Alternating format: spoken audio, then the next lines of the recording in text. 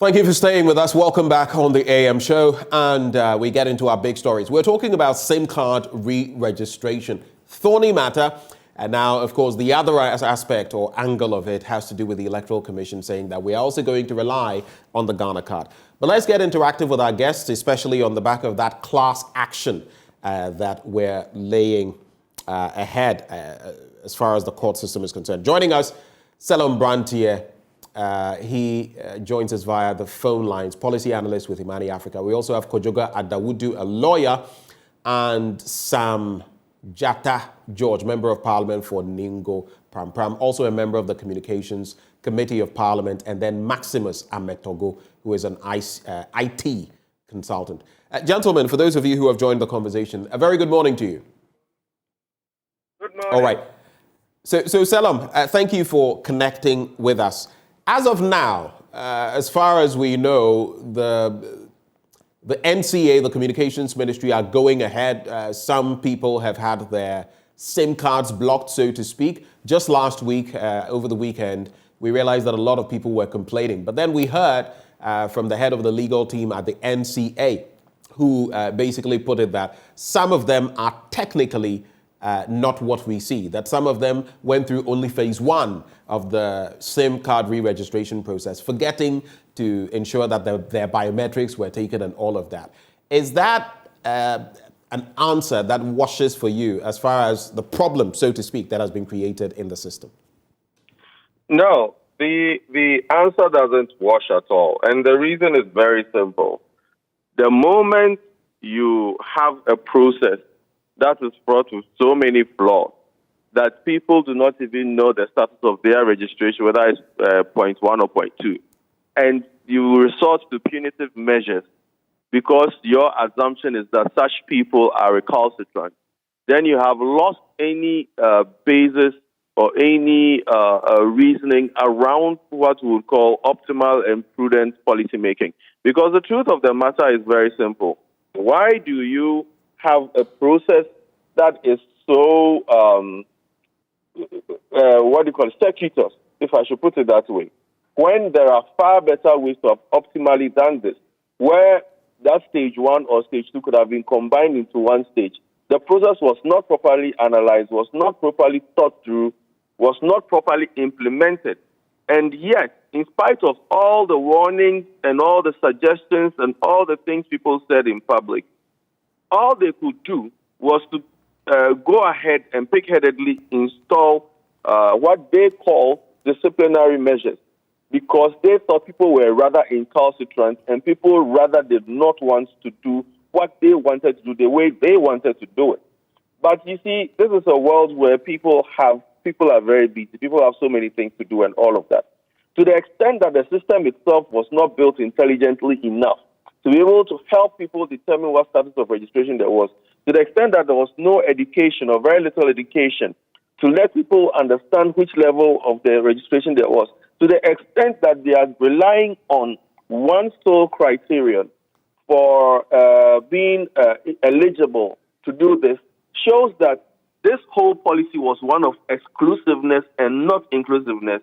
This whole policy was one where it sought not to include people into the digital world, which is a very fast-growing world and contributing over 60% of our GDP today, but rather trying to create a digital apartheid, destroy all the gains that have been made from digitalization, including the government's own initiatives and the ability of our citizens to access those same initiatives.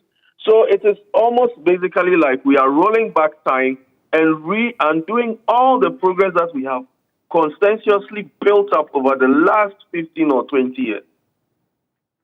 So it appears we're rolling back time. I had an interesting conversation yesterday with a friend. He is a Ghanaian resident, a permanent resident in Canada. So he is fully Ghanaian. He's going to have his papers soon in Canada. And he told me that, look, he came into Ghana.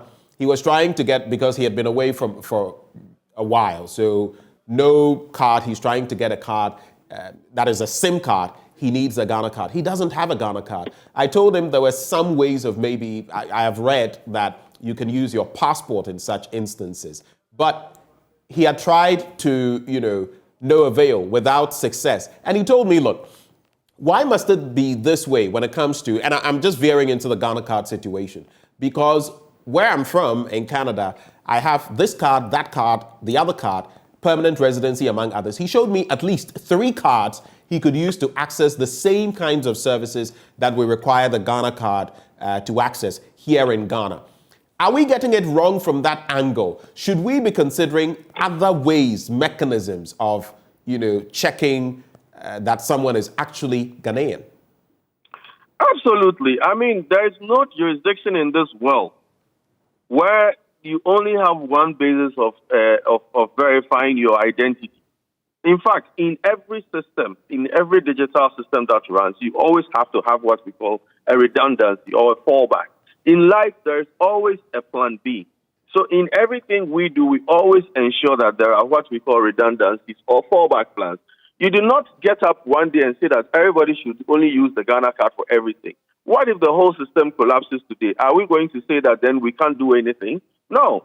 So it is even very, very important for us to have had these redundancies, because you cannot mop up 100% of the population on one particular regime. It just doesn't happen. That is why there were so many alternatives people could use, and people were using them. So for me, it beggars belief that we are suddenly acting as if this is the first time we are doing anything digital in this country. And you see, what even is more shocking is the fact that the sole premise for all of this is the fact that we are supposed to reduce fraud, we are supposed to enhance security, etc., etc. And all these points are made moot when you only decide to use one basis of, one basis of verification. Because then in anything or for any system to be fully secure, you do not only use one point of reference. There should be others which should corroborate that single point of reference, because that is how these things work. And I wonder what kind of reasoning has been behind all of this from day one, because everything about how this process is being followed is actually everything that you would want, or every risk factor that you would be highlighted, that will be highlighted in any kind of project management, project implementation, policy creation, policy implementation scenario. It looks like we picked the most suboptimal ways to do everything and highlighted those ones as the only ways we can do anything. So looking at where we find ourselves now, there is a class action that has been, started, and the last I checked, over 1,000 people had signed on to it, petitioning. There are people who have interacted with us at this media entity talking about the fact that, look, through no fault of theirs, some genuinely feel they are fully registered, biometrics and all, yet somehow they have been blocked. But if I listened to Dr. Poku Edusei clearly the last time he engaged us, he was talking about the fact that the NCA has nothing to do with this. In fact, the jurisdictional powers are in the hands of the telcos. How then do we remedy the situation from the standpoint of the telcos? Or do we necessarily have to go to the Communications Ministry? I mean, Dr. Poku Edusei is doing his job, trying to shift the blame. However, the telcos have done nothing wrong. The telcos are only frontline agents in a system that they have been coerced into implementing. The telcos have been running SIM registration and SIM activation activities for at least 10 years now, since the first law came in 2011. They have mastered the processes. They have implemented these processes, have been doing them instantly without any issue. All the telcos have their own interfaces that they have built and designed to accommodate their own internal systems and structures, and they have worked flawlessly. Have you ever heard at any time before this exercise about a telco not being able to register people for SIM cards? No. It is because they are the ones who are industry people and have done it efficiently. Then we have a minister who comes in and says that everybody should use the Ghana card. Oh, well and good. Then you impose a software on them. The software doesn't work right. It is not the problem of the telcos. You have forced them to use the software. You force them to pay for every activation that is used on that software. And then you force them to implement or connect their systems to that software. And then you now force people individuals to connect to another software, and then now you are turning around to blame the telcos? How dubious is that?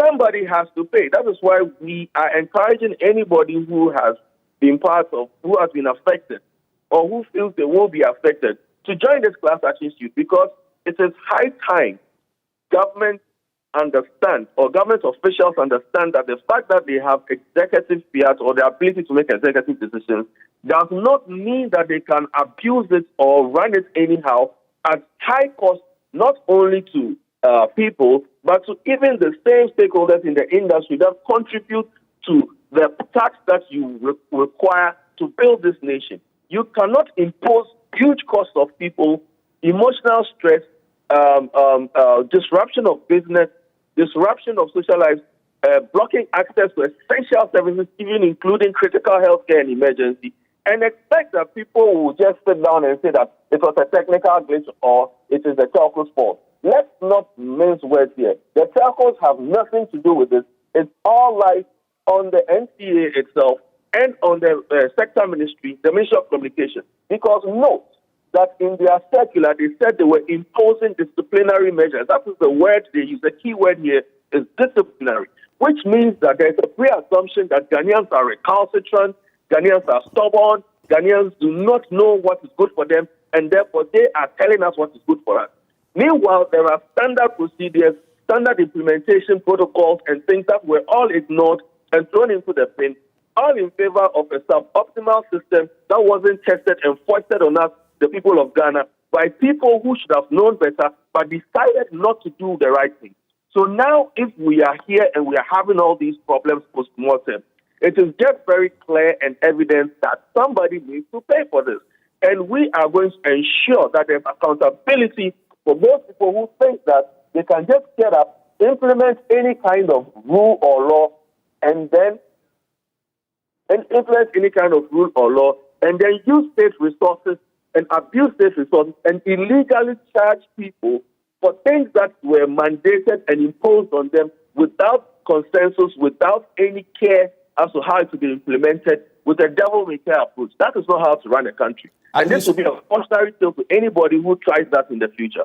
You say someone must pay for this. A head must roll, basically. Must it be the head of the sector minister, Eslo Usu-Ekufo? The blame is purely here. And in every MBA class or in every class on policy management from 10, it is going to be a flagship case study. And her name is going to go into the annals of history as one who has rolled back digitization in this country years back, because we are talking about SDG goals here. We are talking about, revenue projections in government. We are talking about so many sectors that are affected just because of such a recalcitrant attitude. My final bit to you made mention of something before I bring in Maximus. So the telcos, for example, they make mention of the fact that, look, we have got the directive and we are applying it. But like Dr. Poku Edusei will say, it is the telcos who are implementing this. And so if some people have been wrongly targeted, it is the telcos that are to blame.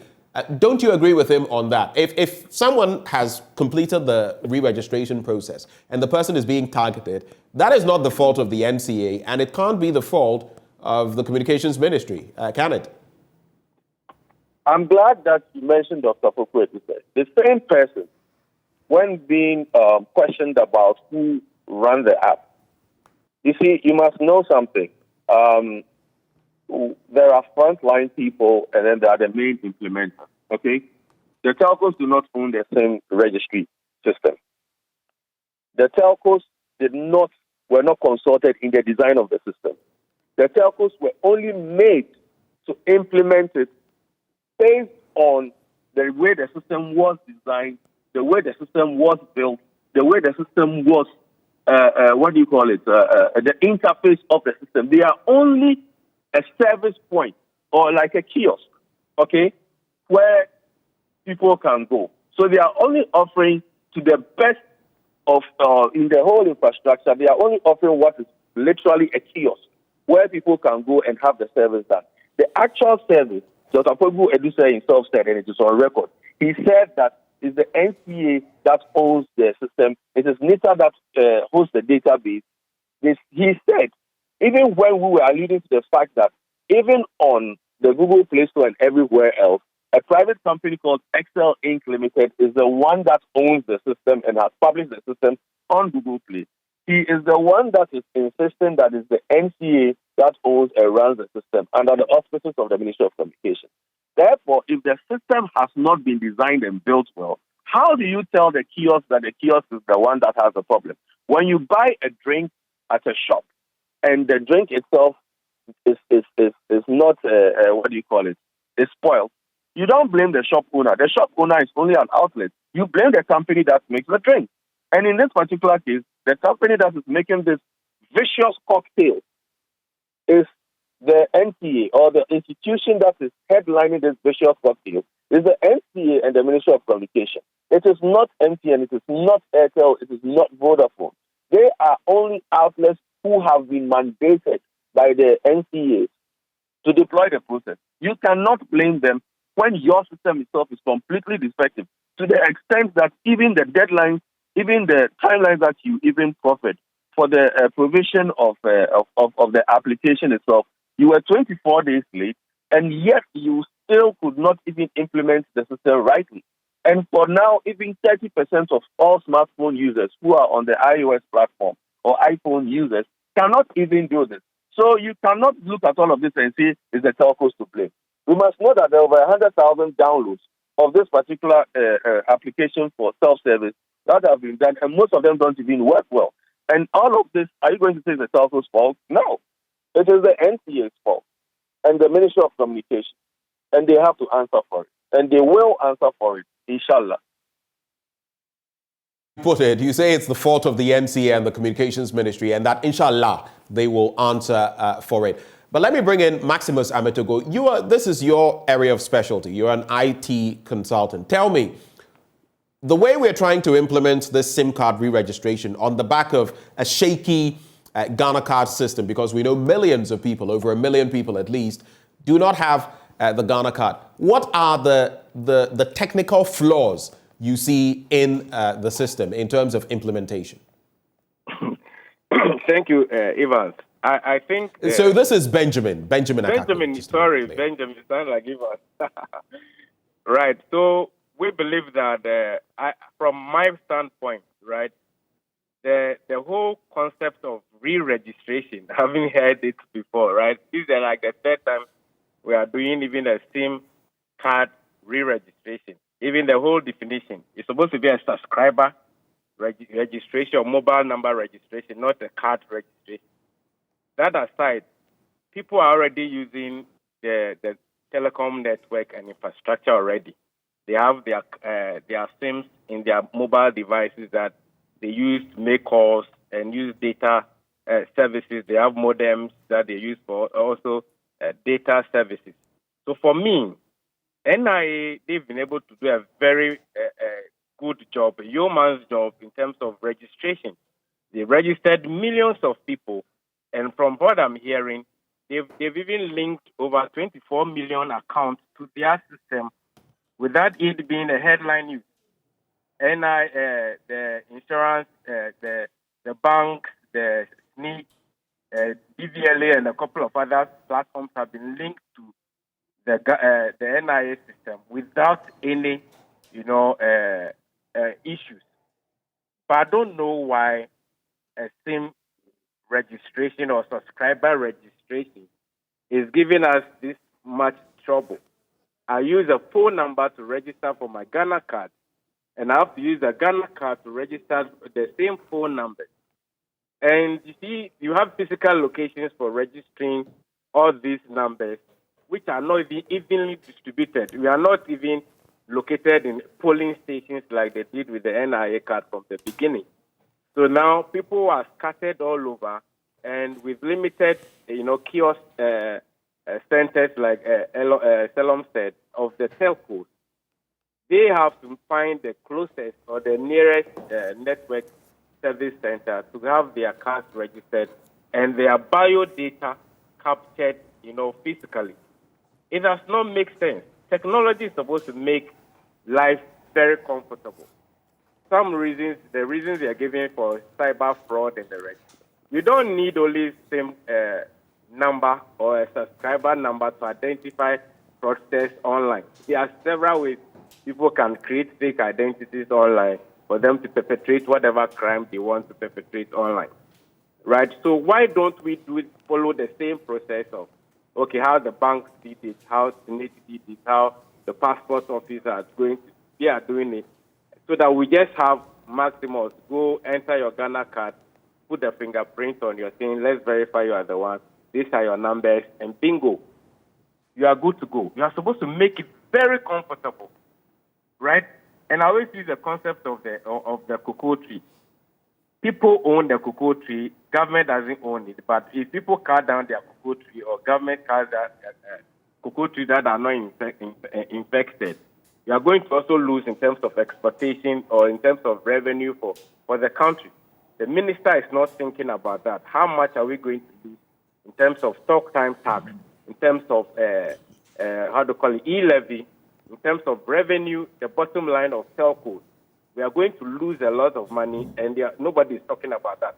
The thing is the challenge or the punitive measures only applies to the owner of the same number and not government who is going to benefit as the end receiver of the economic resource called a same number.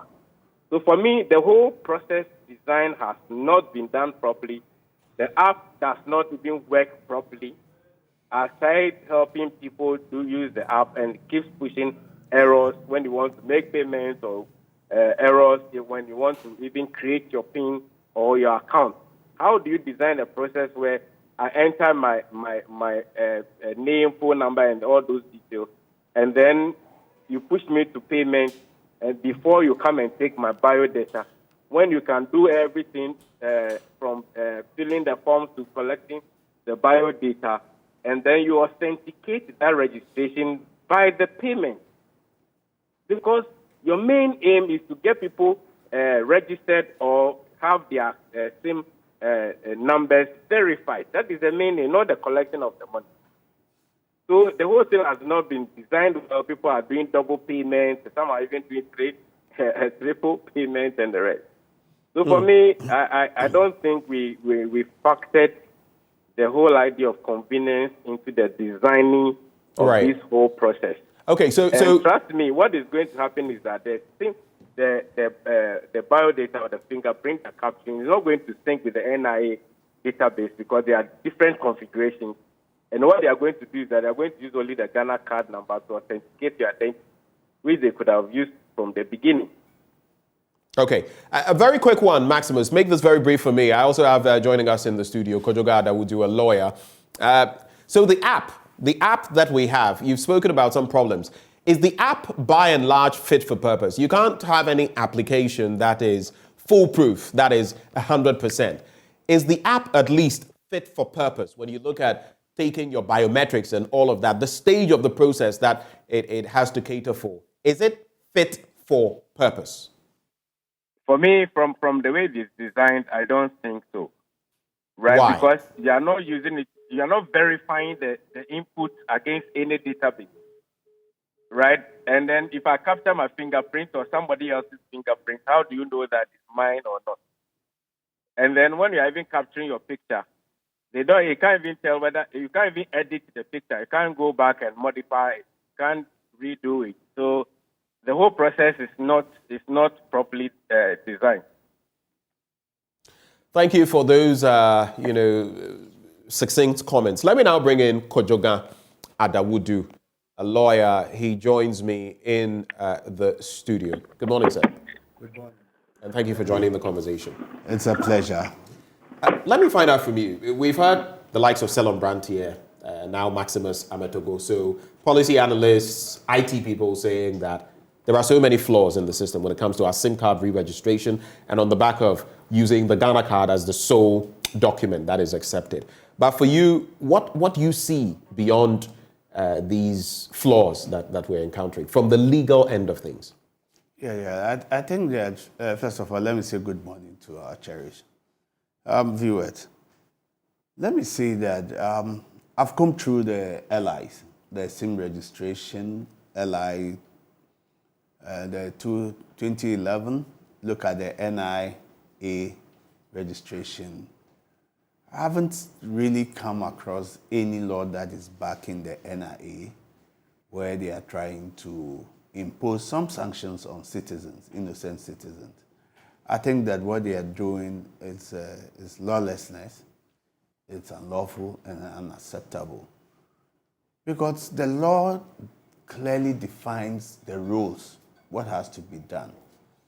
The problem I see is that, yes, NIA has registered a lot of people, the Ghana cards, but they have logistical problems. They are not able to deliver the cards for people to be able to synchronize the cards.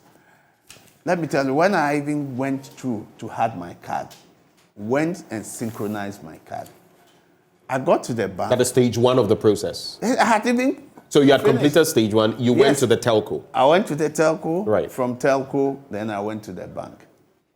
I got to the bank. I went to one branch. They said the card has not been synchronized. So I couldn't make withdrawal. But you know it takes some time before Yes, because I had done it. I left that same bank, went to another branch. Then they said, yes, it has been done. So I could have taken my money. These are the challenges people are facing. And I think that, as Maximus has made it clear, looking at it, government is not considering the impact of this policy. It's a good policy. If I say it's not a good policy, I'll be telling Ghanaians lies. It's a good policy where you register everybody and you weed out criminal activities. Now, whilst you are doing that, consider the impact on the people. Sometimes we always think Ghana is only Kumasi, Accra, and Takrade. But when you move to the hinterland and you see the connectivity, they don't even have connectivity. And now you are imposing sanctions on them. Yes, you have the power or you've been given the leadership role.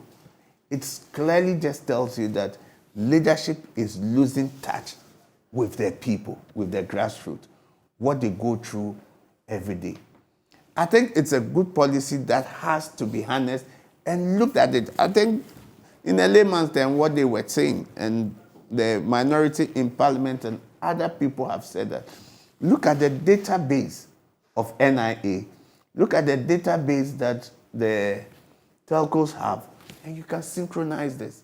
This should be something simple that has been done. I don't know what actually. But if there are technical challenges and technical incompetencies, and you now using that to punish the people, I think it is not right. 2, NIA has registered a lot of people, but NIA has logistical problems. Why are they not able to print the cards? Why are they not able to distribute the cards? And there are the 15-year-olds going that soon, those who qualify, to get SIM cards, who will soon also be emerging into the system and would require Ghana cards so that they can get their SIM card re-registration or registration for the first time done. It all boils down to money, financial issues at the base. Why have they done away with the young men who were with NIA, who were helping to register? You go there, all of them have to go home, most of them, because they used to do overtime. They used to pay them for overtime. That's why they were able to register a number of people. They are not able to pay them to do the distribution. So when you have an issue, financial issues, that the government is really under, why do you use that process to inflict it, impose it on the innocent citizen? I think nobody has said it's a bad policy. Everybody says it's a good policy, but the implementation. And I think that NCA and the Ministry of Communication, they are making fetish out of this simple thing, how it has to be done. Yes. In a sense that we have people. You see, when you're in leadership, it is not because you are the leader, you are the only one who has monopoly of knowledge or the repertoire of knowledge lies with you. Right.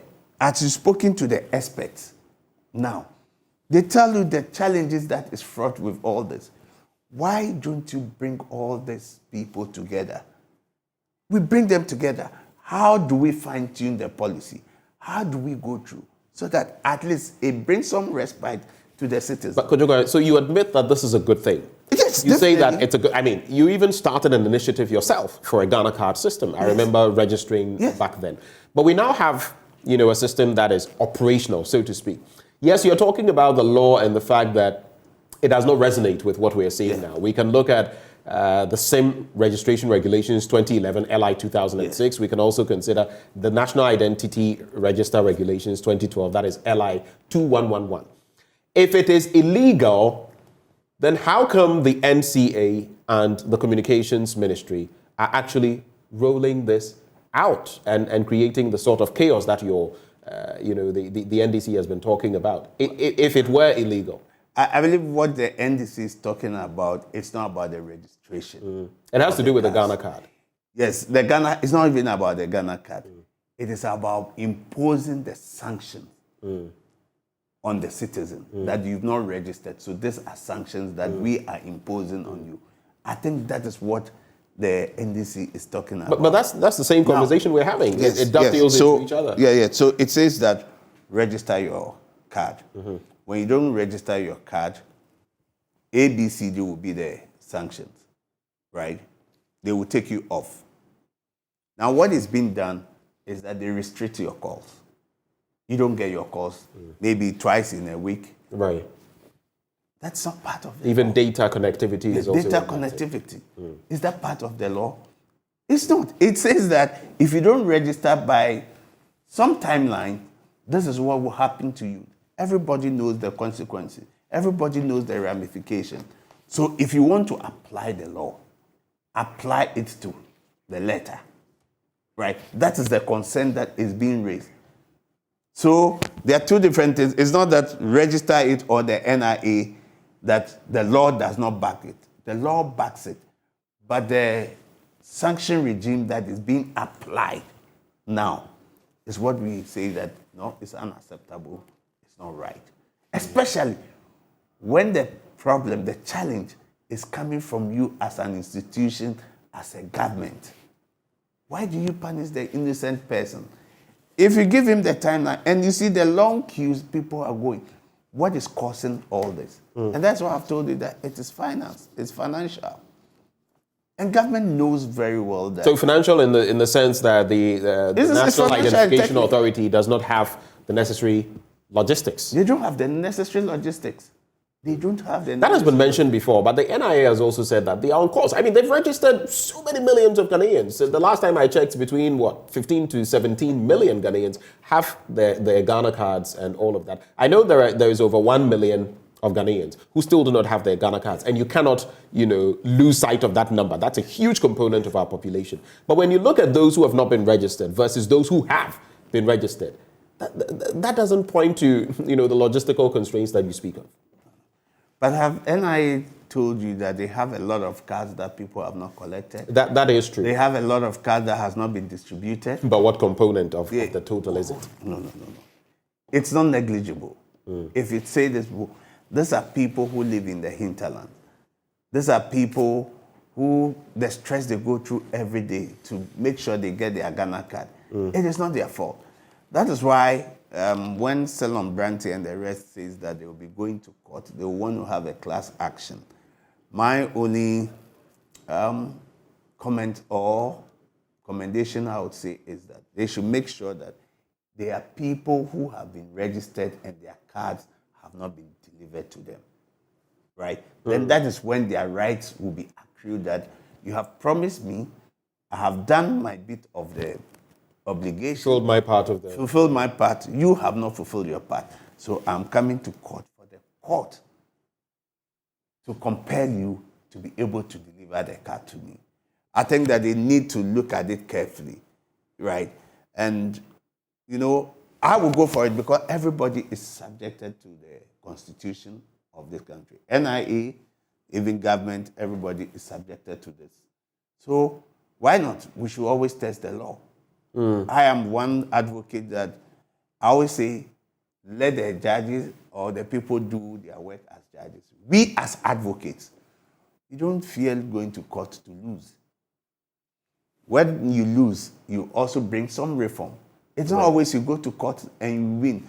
You make sure what you are talking about, sometimes it brings some reform, or they look at it and say, yes, we think this is wrong, but next time it should be done this way. For me, it is a win. And we've seen a lot of that. Yes, we've seen a lot of the that. legal system, the Martin Pebus and the Professor Kukwasari. Exactly. You go. Cases that have. Even the law school, when they said they should stop there, now they should find a new LI. They find a way around it. Yeah. It's social engineering. Social engineering is part of lawmaking. They look at the situation in the country and they see what the people are going through, look at the government policies and the rest, and they weave some judgment around it, and that brings progress. Let's look at whipping the people in line. Whenever you're trying to establish, something that is national in orientation like this, you would face some resistance. I mean, whether it's taxation or whatever. But in this instance, one of the arguments that have been brought to the fore is that, look, we've rolled over, we've postponed time and again when it comes to the SIM card re-registration. At some point, have you noticed how once the deadlines are, pushed forward, people stop rushing to the telcos and others to go through the re-registration process? That has been pointed to. And they're saying we must do some of these things to whip people in line, in a way to force the hand of people so that they will do this, so that together we can have a national system where it may not be 100% foolproof, but we can say that this is our national identification system. Do you disagree with those who have this opinion? Yes, I disagree with them. When you make a law or a policy, you look at the nature and you see, every personality comes out of the cultural background, his cultural background. What has always been our cultural background when it comes to some of the policies? You see, when you take a policy, you are dealing with people. You know how they behave. You know the antecedents, the ideology, and the philosophy that's the cultural underpinning in all this. Yes. Typically, Ghanaians would act during the 11th hour. They always think that, let's relax. Time, we will be able to do it. Now, when you know this, and it is education that makes a difference.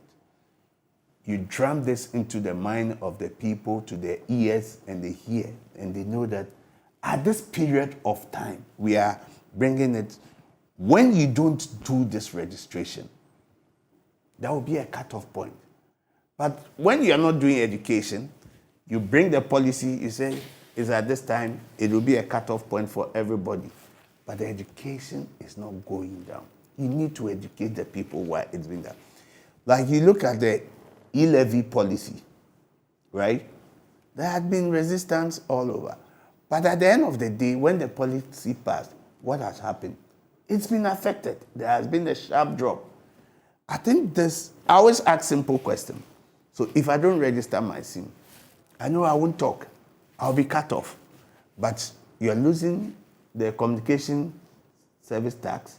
You are losing part of your e-levy.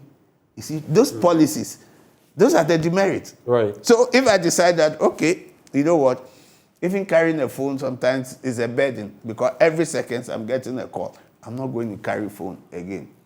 I know people in this very high places in this country, they don't use phone. They, if you want to see them, maybe you go to their house and others. You will say, yes, it will affect your business, but you can live without a phone. So what happens to the clientele for the telcos? There will be a sharp drop. So you see, it's always a balancing act. You need to cajole the people. It's a carrot and stick approach. Yeah, but when you cajole, this has been, the process has been renewed, pushed back at least 3 to 4 times. And when you cajole and cajole and cajole, I mean, I understand the plight of people, anyone who says that, look, maybe this is not fair, and I'm being pushed to the wall because maybe I don't even have my Ghana card. I agree with both sentiments, but I'm just trying to look at it from the other angle. How about, we've done enough and people are still not registering, so we must maybe bring to bear these punitive measures. Is that wrong? Yeah, so if you are bringing to bear these punitive measures, just let the people know that at this period, people who haven't registered will go off. However, the caveat is that, have you been able to give them their Ghana card? I think that is the basic That is the basic question. That's the basic question. We'll bring in so if it's been given to the people and they have refused, then it is their responsibility. And they must bear the ramification of their actions. Talking of ramifications, we'll bring in the NIA shortly, but speaking of ramifications, so the telcos, if you listen to your colleague on the other side representing the NCA, Dr. Poku Edusei, he made mention of the fact that don't blame us, don't blame the ministry, blame the telcos because they are implementing the process. So if there's any blockage of your ability to make calls, or if your data is compromised in any way, so to speak, it is not from us, it is the telcos who may be getting it wrong, maybe targeting the wrong people. But others have said that based on whose directive, based on the directive of the NCA, the National Communications Authority, and the Communications Ministry. So then the question is, who is liable in this whole bit? Should it be the telcos who are implementing it, or should it be the NCA and the Communications Ministry? I think it is at the doorstep of the NCA. At the doorstep of the NCA? NCA. They are the regulators. The law empowers them to give directives to the telcos. They can even fine the telcos. Why is it that the law gives them that power that they can even fine the telcos when they don't go by their directives or their instructions? They administratively, they can fine you. So if they have given instruction or directive to the telcos do not live in the vacuum. There are regulations. They are regulated by NCA. So it's like you are telling me that when let's say, Oman Hini give instructions and it's being implemented by the Ojikro, right? You should say that it is the Ojikro who is doing it, so I should blame the Ojikro leaving the Oman Hini, knowing very well that he has given the instruction, the directive. I think that he should come again. He should come again because people are looking at NCA as the regulator. And they have that power. They are backed by law. Anything they say is the law. Right? So if he comes and says the telcos, that is why you have a choice. That you can deal with MTN, deal with Vodafone, or deal with Airtel. It's a choice. But when it comes to the control and access, it is NCA that has been given that power.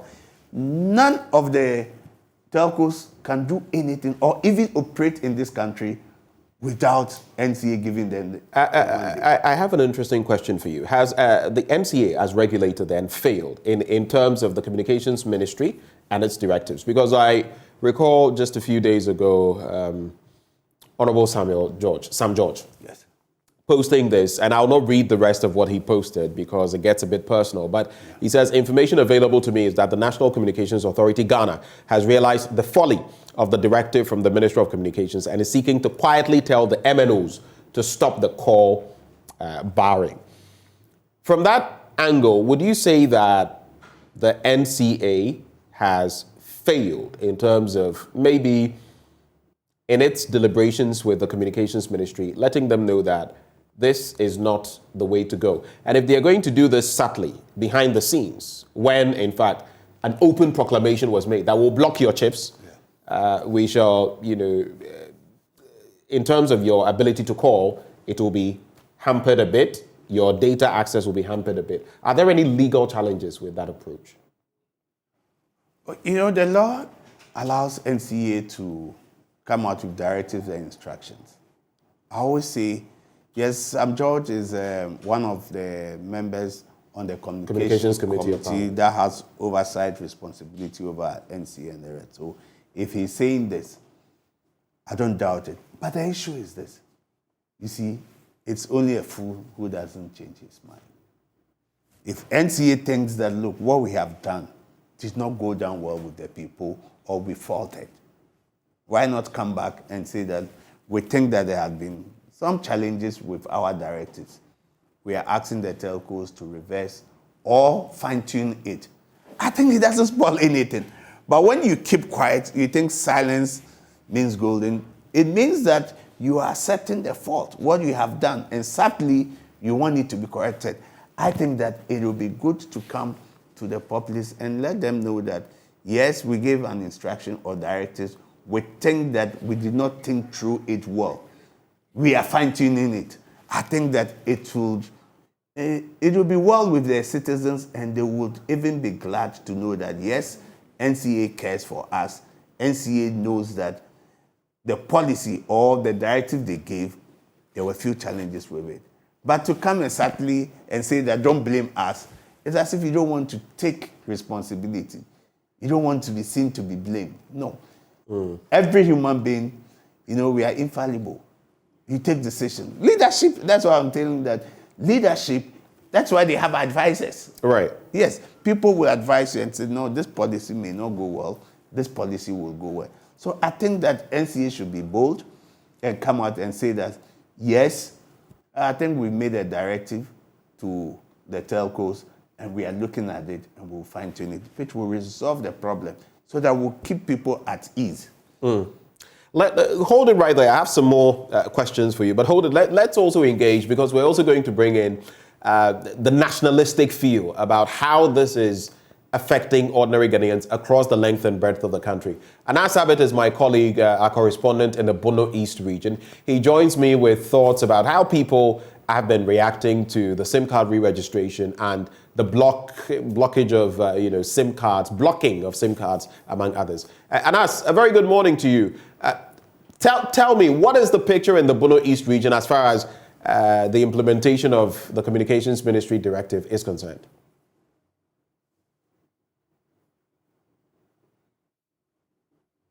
Hello, Anas Abit. Ben, I can hear you. Okay, so I'm trying to find out, Anas, on the back of the latest directives from the Communications Authority, from the Ministry of Communications, and what we've seen, the hue and cry of people trying to re-register their SIMs and the blocking of SIM cards and data connectivity, what has been the reaction of people in the Bono East region? Well, Ben, the situation, we know in other parts of the country, same here in the Bono East region. We have, currently I'm stationed at the Teachman office of the MTN, and we have lots and lots of people, here trying their possible best to ensure that they also get their SIMs re-registered. I have spoken to a number of them this morning, and their complaint has to do with some of them, like we heard on Friday, already registered, but they are still having challenges accessing their SIM cards. A lot of them are here this month. Some of them actually said they spent the night here just trying to ensure that they are reconnected or re-registered on their SIM cards. A lot of them say they are unable to make calls, they are unable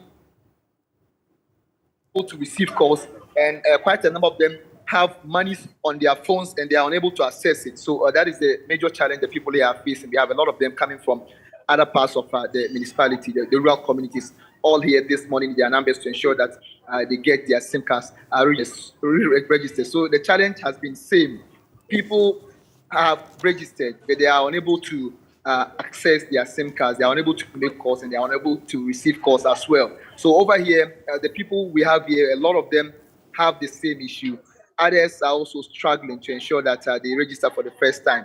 So that is the challenge we are having here, and the people are not happy with the kind of queue that we have here already, and they wish the MTN network would have more of its registration outlets to take care of this particular situation. Anas, tell me, for every, let's say, 10 people you engage, how many of them are coming through with the sort of problems that you described?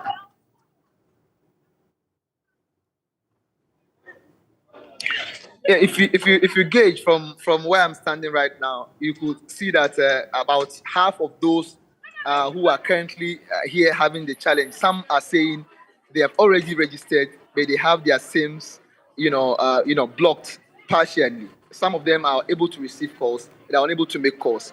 Others are not able to make calls, but they are able to receive calls. And others are saying they have no service at all on their SIM card. So that is the challenge these people here are trying to struggle with. They say, I've spoken with one or two people who are also saying, even though they've registered with their NIA cards, the MTN people are telling them there's no data on their SIM card. So it's quite confusing, as in the number of people who are here to register. So I'm told there's a line, there's a queue in there, and only those who are in the queue in this particular premises will be attended to. The rest of the people who are outside here are told to wait out here until the queue in there is dealt with before they'll be looked at. So I'm trying to get some of them to speak with. Right, and Anas Sabit, my colleague there, he's trying to get some of them there at that particular... On how the situation is. Anas, just tell me, before maybe you get one of them to interact with, we also know that there is the app that they can use. Have you interacted with them? Have you asked them whether they are aware of the app, that they can use it to actually, surmount some of the challenges? Because you mentioned that some of them are there and there's not enough personnel to attend to them. Are they aware of the app?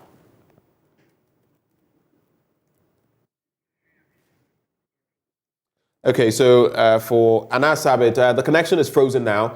We'll try to get back to him when he reconnects with us. So those are some of the situations that people are facing. At this particular registration point, there's not enough personnel, first of all, and there are other complications. I'm just trying to find out whether the people are aware of the app, for example, so that maybe they can avoid some of the long queues, use the app, and then take it from there. But let me come back to you. Maybe give me your initial reaction to this before I come back to you with a question. You see, when you travel to the hinterland, even this is Techima, where it seems that there should be we shouldn't have network problem in Techima. But a lot of people are not IT savvy, So people don't even know the app, how to go about the app. If there is an app, what kind of education has gone into it? That this is step 1, step 2, step 3. So if you use these steps, you'll be able to even register on your phone, using your phone. But you don't see any education. It just comes and says, there's an app. Go onto the phone and get into the app and you download. People don't know what are the steps. So if you move up north, you move into the villages, there's no network. People don't get network. So how would they? If it is in Accra, Kumasi, even look at the literacy rate among us, right? Only few people who are technically or IT savvy that they'll be able to use the app. So you've catered for that segment of the society. How about the other segment of society? How have we catered for these people? We presume because people use phone, people have phone, they are IT savvy. They should be able to do WhatsApp. I'm telling you, there are people, even they don't know how to operate the WhatsApp. Right. They don't even know how to operate it. So what was the provisions that was made for our brothers who are not literate, who are not IT savvy? I think that for me, all this is education. We can have this, that when it comes to election, they tell you the processes, you take the ballot, you do this. That alone also is an education. So if we do same with this SIM registration, A, B, C, D, people will now get to know this is the way we have to go with it. I'm sure they will now start to contact other people to help them that this is the process. I think that, yes, we need to sit down and fine-tune this.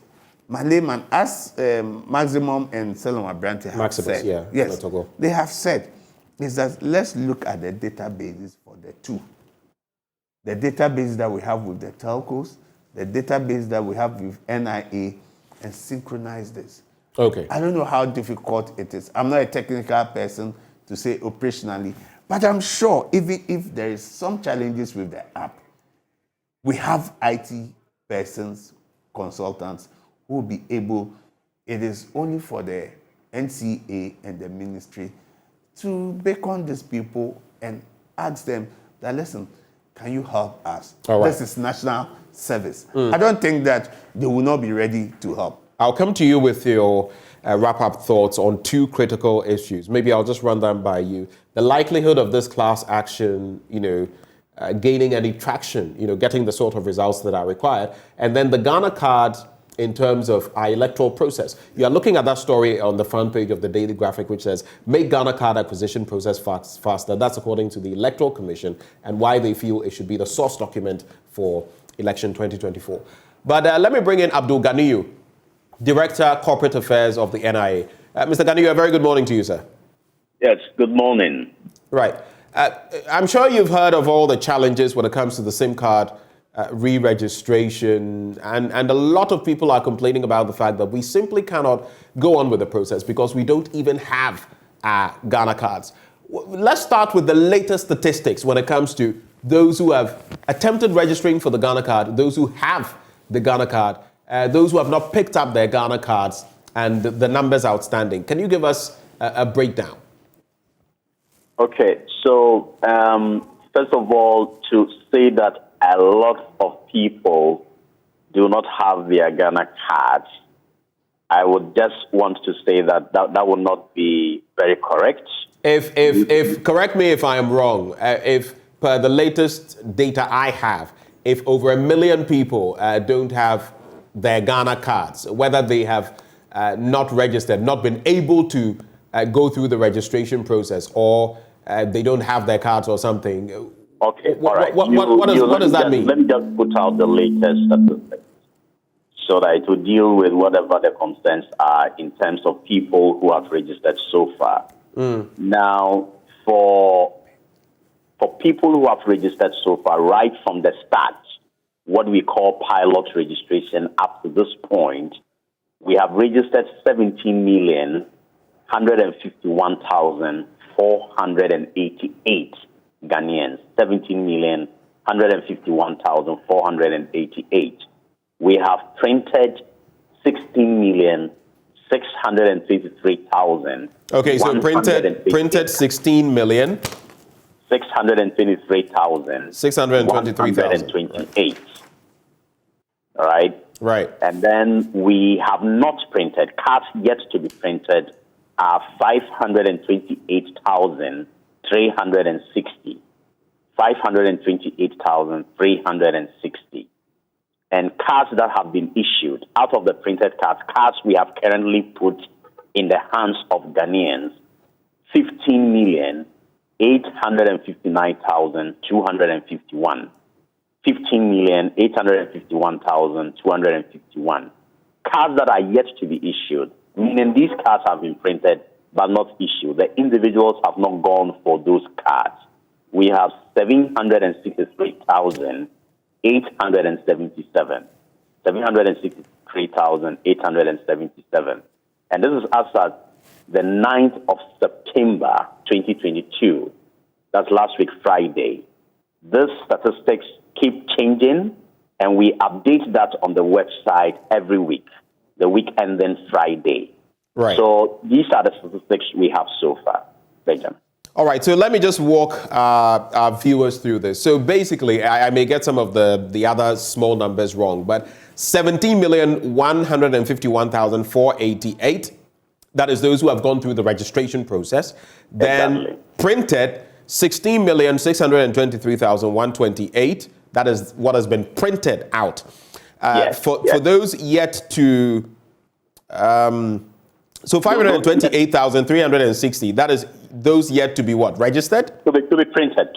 Those yet to be printed. Okay, so those yet to be printed, 528,360. Those that have been issued, cards in the hands of Ghanaians, 15,859,251. Am I correct? Exactly. Those yet to be issued, 763,877. Correct.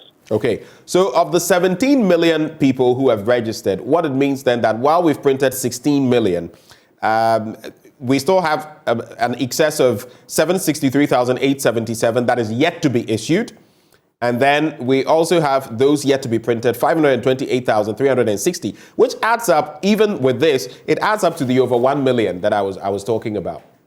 Yes, but again, we need to contextualize all of these.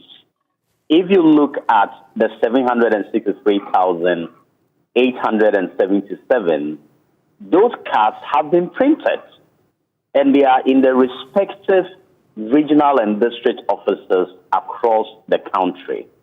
Wherever people registered, DS is to locate the NIA's office within that district, which we have put out the locations of all our offices across Ghana. And when they go, these cards are issued to them. But unfortunately, these people, all that it shows is that they haven't gone to pick their cards. That is what it is. It's not that simple. It's not that simple, Dr. Ganiyu. And I'll cite the example of my own mother. Look, sometimes we don't have to, but my mother had to end up speaking to your CEO himself before she got her card. And it had taken her, over a year, 2 years, just to get a card she had registered for. I know people who have registered in certain communities. You know, you're speaking about the district setting and going to the district office. There are people within the catchment areas, little villages, towns, who have registered. But sometimes it is captured that they registered at maybe a main source, let's say a district level, which they didn't. And now tracing their cards, they go to the district, they can't find it, they go to where they registered, there's no apparatus there. These are problems that people are facing even today. Yes, some people have registered and they simply can't trace their cards. Okay, so let me make the point now. I have no issue with persons who have registered, but their cards have not yet been printed. And it's also part of the figures that I've just put out, the 528,000. Right. Those cards are yet to be printed. So it is genuine for those people to make the calls that we hear, the complaints and whatnot about having been registered, but he or she has been told that the card hasn't been printed. That's a different thing altogether. But what we are talking about are people who have registered, their cards have been printed. But unfortunately, they have not been able to go to the respective district office for those cards to be issued. And it is very simple. Most of these unissued cards came about after the mass registration. And in the mass registration, people were moving about across the country. And wherever they found an NIA registration center, they went there to register. Some got their cards instantly, but because of poor internet network, for instance, some of those cards were not printed whilst we're in the field. But having come back to the head office after the March registration, we have been able to print these backlog cards. And whatever address that was given or the location of the registration, that is where those cards will be sent. So after we establish the permanent regional and district offices, we have moved these cards to those districts. But what happens is that people call us to tell us that where I registered, I do not live there anymore. I have probably moved from Accra now to Tamale. You cannot ask me to come to Accra for my card. These are the complaints we keep hearing from people. But is it not a realistic, call if you roll out en masse that register anywhere you like, and after a while, months, the person is not able to access his or her card and then moves from Tamale to Accra, and you expect the person to go back to Tamale? Why can't the person pick up in Accra? Yes. So again, that's another issue we have to look at in terms of the logistics, in terms of the arrangements that have to be put in place. Then we can target individuals wherever they are for these cards to be issued to them. Who is going to bear that cost? That is the question we need to ask. So if somebody registered in a particular town, say A, and has moved to town B, the person's card has been printed, the data tells us where the registration took place. We can only take the card to where the person registered. So this is the major challenge that continues to confront NIA. Or else, these cards continue to be in our inventory. It comes at a huge cost to us. It is certainly not in the interest of NIA to keeping these particular cards, because you have to keep them well so that they don't damage, they don't lose their functionality, they don't get lost, so on and so forth. So it's a huge nightmare for us when we have all of these backlog cards, and yet people have failed to go to the respective district offices for the cards to be issued to them. Okay, so part of the problem is people who are simply not picking up their cards and creating a backlog for you. But two quick questions. The other angle, in fact, the real question I was posing to you, and this happened to my own mother. There are people who have gone through the registration process, and when they go to any office, they are told that, look, whether it is where they registered or a district setting or even LWAC, like we saw a lot of people going there, they tell them it has been printed and duly given out, or it's been printed and it is ready. But where exactly they are going to pick it up becomes the problem. So they move from district, they move to where they registered, they move to this end, that end, they go to the NIA headquarters, and they are being told, yes, it has been printed. We see in the system that it's been printed, but where to pick it up? It can't be found in the system. That is one. The second one has to do with the cards that have been issued but have problems. Okay, some of them, like Kojoga Adawudu was saying, at some point you try to transact with them and they tell you, we can't even find the data in our system, or you want to re-register your SIM and they are told that, your details on your Ghana card are, I don't know, it can't be found. How can you address these two problems for us? What is happening? All right. So, yes, there's been a certain technical issue that was largely man-made, especially during the mass registration. So some of our officers, for instance, would have entered what we call a wrong center code. So once a different center code is entered, other than where the registration took place, you may have a situation where the card is printed all right, but that card is found in a different district altogether. Then that becomes a challenge. Now, we took our time, go into the system, and we were able to move these cards about. It took quite a long time for us to achieve that. But as we speak, we have been able to solve that problem, where we now can tell wherever registration took place and where the cards are supposed to be, so that if people go to that particular office, the card will be found and the card will be issued. So this number that I've given you, they were in their millions, but that number has continued coming down up to the point that it is now. So that's the point.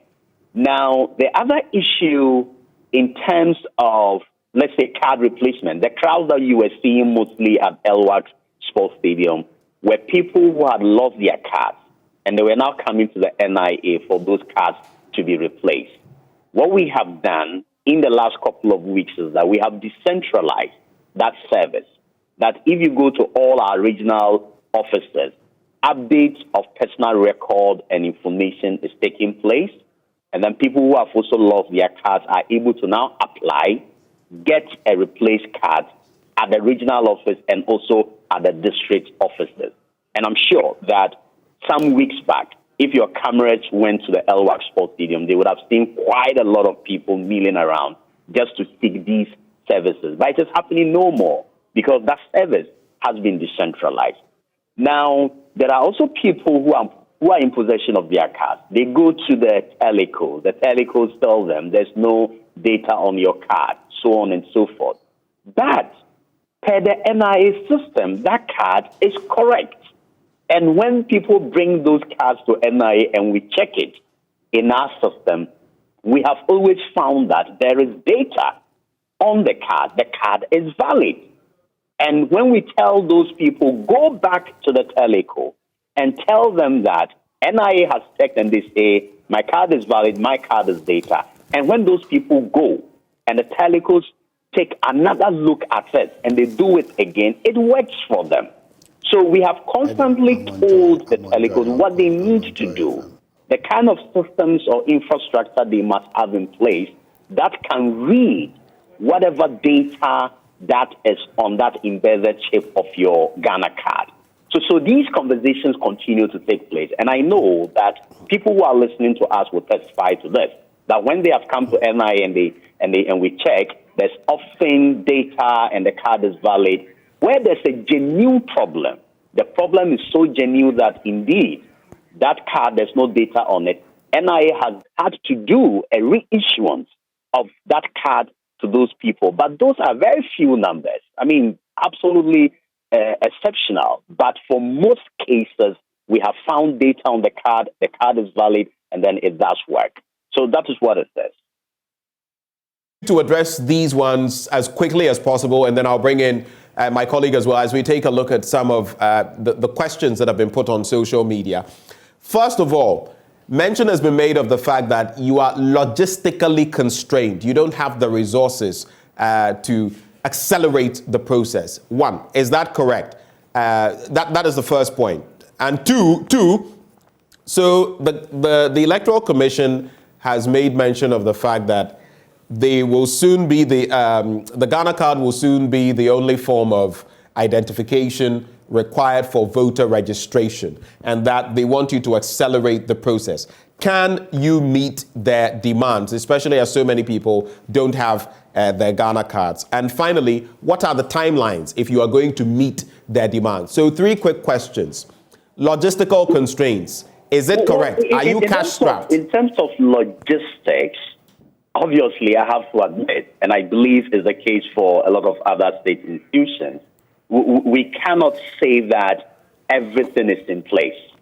So as far as our technical and operational design to keep us at that optimum level is concerned, we certainly cannot say so. And especially at a time that there's a huge demand for the Ghana card, when we have had the NCA come up with a couple of deadlines, and almost everyone in Ghana uses the same card. So they will need a Ghana card to go through that particular process. So that is what it says. And then the synchronization and integration that we have to do with all other state institutions, and for people who seek services from these state institutions, it will mean that they must get the Ghana card. So that gives us some kind of pressure in terms of logistics. But had it not been that, NIA has done everything according to our operational plan. First was to conduct mass registration. We did that successfully.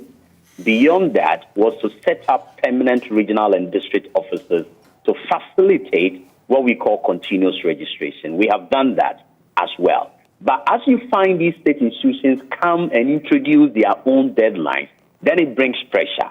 And sometimes what the NIA board has done is to give approval for us to engage contract staff, open additional registration centers. We did that with the Stadia registration a couple of months ago. But unfortunately, my brother, anytime an extension has been given, you go back to these specialized registration centers that we open, and our officers sit there and they simply do nothing. They have absolutely no work to do. But these are contract staff you engage that you must pay them for the period there. So the board will then take a decision, you know what, that it will not be a prudent spend of the taxpayers' money. So get those particular centers closed. Then we will do that. Then you have a couple of days to the end of the deadline. You have all sort of crowds at the offices again, and then the same Ghanaians come back to blame the NIA. So the media picks it. Every now and then you are discussing NIA and challenges. So it's been a certain vicious cycle, and that is quite unfortunate, really. If all of us were to respond to the measures, the systems that the NIA has put in place over time, we will not be experiencing these kind of problems. That has been the case. Now, let me deal with the EC matter. Of course, the EC has put out that henceforth, going forward, what they are going to be doing is continuous registration. That is good. It spares all Ghanaians the hassle of us waiting to an election year, go queue for long hours just because we want to register and participate in elections. I think this is something that all of us must love. Now, if the Ghana card becomes the requirement, NIA has also assured you that having established permanent regional and district offices, registration will be continuous. So that if somebody turns 15 today, the person can go to our district office and register. In the case of elections, if somebody is 18 and has not registered for the Ghana card, you can simply go to the NIA office, get registered, get your card, and then go to the Dr. Ganiyu, so just tell me, so is the EC out of order when it says you should, do this as speedily as possible? Because I've heard Professor Atefua say in the past that we don't have any timelines, but they are saying do this as quickly as possible to help us in our work. Are they out of order? Well, I think there are two different issues here. Yes, Prof is right when he says that our registration does not have timeline. It is a continuous process. Now, the EC at a point will stop voters' registration in their preparation for the 2024 elections. So when we look at the numbers, for Ghanaians who are 15 years and above, it's around 19.9 million. NIA has registered over 17 million. So between now and when that continuous registration will stop, before election 2024, the EC is simply saying, NIA, make sure that at least all those people within this age bracket, you are able to register them on time. And I think it's the right call. And indeed, with the system that we have in place, we should be able to do that. It all depends on Ghanaians being interested in participating in the elections, going to the respective NIA office to register, and then go to the EC and get their name on the voters register as well. It's that simple. The fact is that when we have put these systems in place, you cannot force anyone to go and register. The office is open. It's there. You can go there and register anytime. So we should be sensitizing Ghanaians. Now look, when they want to participate in the election, make sure you do these two things on time, because the opportunity is there for you to do that. All right. Dr. Ganiyu, I beg of you to stay with me. Just stay with me. The reason being that as we go on social media and take some of the concerns, questions, thoughts that are posed there, you may have to react to some of them. We may not have all the answers. So I beg of you to just stay with us. My colleague Mapito Sibidi is standing by. She's going to be taking some of those social media comments. Welcome back, Mapito. Thank you very much, Benjamin. Now let's go to our Facebook page where we asked you, was your SIM card blocked last week? We have that on our Facebook page, and it is Joy News on TV. So get interactive with us. All right, let's go to Kendall, who says, all my 2 SIM cards were blocked. This our minister and the president. If they should get a chance today, they will regulate how, when, and to what extent we should breathe in this country. Jacob Lodge says, this matter, I say I no go talk some. Adam says, my SIM card was blocked last week, but I enjoyed the action because I am not a calls addict. Once my Facebook wasn't, I could use my friend's phone for calls, and power frustration was simply drifting them from seeing what was right. Daniel says, I will burn the whole country. That's if his SIM card was blocked. Christopher. Hey, you burn the country, say. Can you imagine? He says, I nearly took my phone for repairs because that radio sound was unbearable. I thought my phone had generated a fault. Let's go to Emmanuel, who says, no, I'm not a member of the Stubborn Academy, so I registered my SIM card. As we know, the Stubborn Academy are the people who said they wouldn't register their SIM cards. But for me, I'm not part of the Stubborn Academy, but my SIM card was also blocked. So it's not everybody who's part of the Stubborn Academy that's their SIM card. Oh, yours was blocked too? Yeah, it was. So all my fans, all my people couldn't call me. Your many fans couldn't reach out to you. Calls. I couldn't receive my international calls. So you can imagine how much money I lost in that 2 days, Benjamin. Oh, wow. I know. Let's go to Abigail, who says, mine was blocked and I have already registered. Let's go to Hamza, who says, sharing the experience isn't the problem. What will you do with it? So what we'll do is talk to the right people to give us the right answers. Hamza. Abdul says, and up to now, I can't make calls with my SIM card. And then the last comment I'll take is from Gabriel, who says, none of my 3 SIMs, one unregistered, were blocked, they can't surf. Well, they can, and they will if you continue being part of the Stubborn Academy. Well, Benjamin, those are some comments from our people on Facebook. Joy News on TV. You can also tweet at us. We are Joy News on TV, and use the hashtag AM Show. We'll be activating the phone lines at the tail end of the show for you to share your thoughts. But before you go, Dr. Ganiyu, so there's this comment as well from Damien Ferdinand, via our live stream, who says, you people seem not to touch on the fundamental issues. For instance, in my case, I registered for the Ghana card way back in 2019, and I went to my service provider to re-register the SIM, and they could not validate me. They then asked me to go back to the NIA. When they slotted the card into their machine, I was told there was no data on the card. Therefore, I should start the process again. How is this my fault? Hence, blocking me. So the NIA component comes back in there. Is it possible for this to happen, Dr. Ganiyu? Yes, that's quite possible. And I have to admit, as I indicated, that those cases are quite few. And at the end of the day, when they have been brought to our attention, we've taken measures to address that. It was by virtue of how some of those cards were issued. At some point, they were issued offline or through what we call a manual issuance, instead of the normal electronic issuance that you will normally place your fingerprints back on a machine before that card is issued to you. So there were quite a few cards that were issued through that manual process. And so we have accepted it. When that comes, we address it quickly. But for a majority of the cases that come to us, having been referred to us from the telcos, when they come, we check and it is valid, there's data. They go back to the telcos sometimes and it works at their end. All right. The final bit is not from me. Kojoga Adawudu is a lawyer. He's in the studio and he says he has a little question for you. Kojoga, please go ahead. Yeah, Doc. Thanks. I'm impressed with the statistics that you have just given. The people you have registered and those that you've issued the card.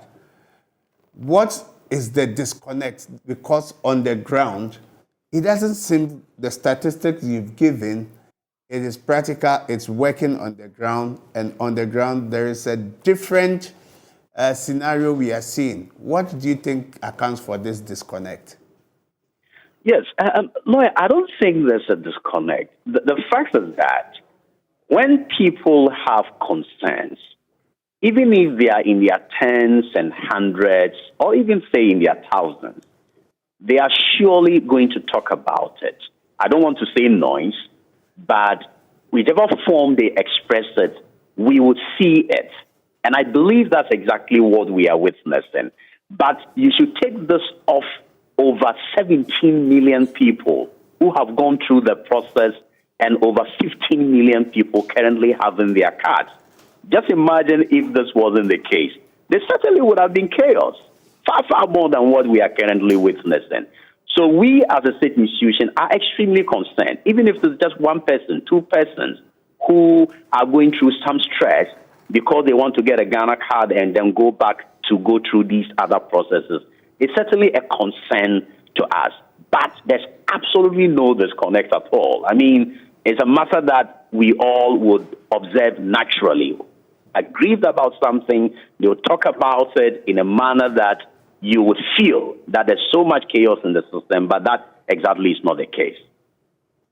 Thank you so much, Dr. Ganiyu, for engaging us this morning, and we wish you the very best in your work. All right. Thank you very much for having me this morning. Dr. Abudu Abdul Ganiyu is Director of Corporate Affairs with the NIA. I'll wrap up with Kojoga Adawudu in the studio. Your very final thoughts. So I was asking you about the likelihood of this class action yielding the sort of results that we want, and the EC saying that the Ghana card is what we're going to use moving forward, which is why it's saying the NIA must hasten the process of ensuring that every Ghanaian who qualifies has the card. Two quick questions. We'll wrap with that. Yes, I think that the EC, let me start from the EC. The EC says that it's only the Ghana card. Now, they are not in control and charge of the Ghana card. Right. So I think that the database that the NIA has and that of the EC, they should make sure that they are able to put it together and make sure that, you see, the problem. So synchronization. The synchronization.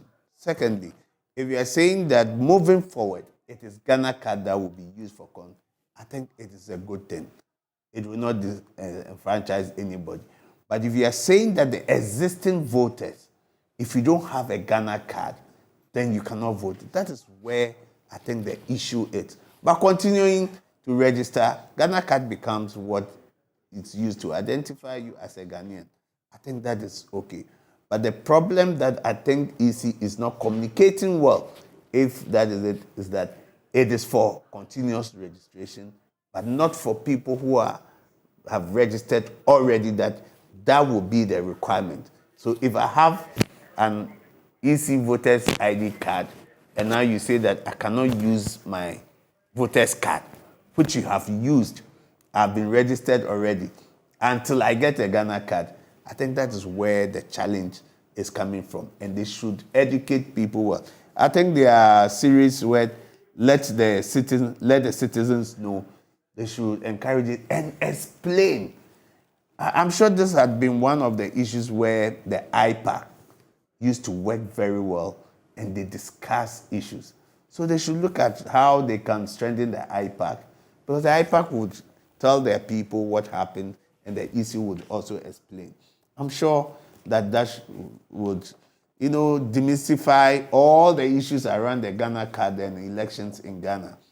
If they don't speak and educate the people, we will have that challenge.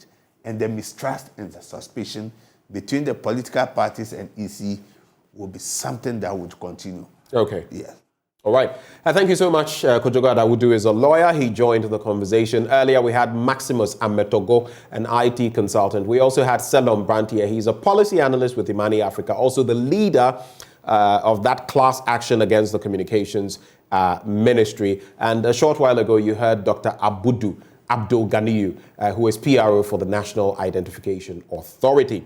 Well, coming up next, as we take a bit of a breather, we'll return with A Dam of Promises, our latest hotline documentary put together by my colleague Albert Sori, and it has to do with promises that have been made, the Pualugu Dam, and yet promises that have not been delivered on. At 8:30 p.m. today on this network, it will air. We'll be bringing you some snippets and details of that. But before the break, retail prices of fertilizers have increased by more than 200%.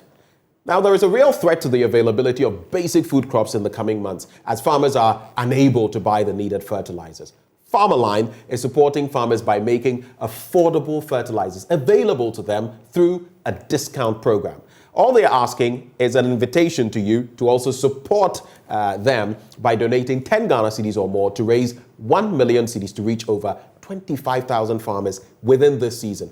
All you have to do, out of the goodness of your heart, simply dial star 887 star 4444 hash, star 887 star 444 hash to donate.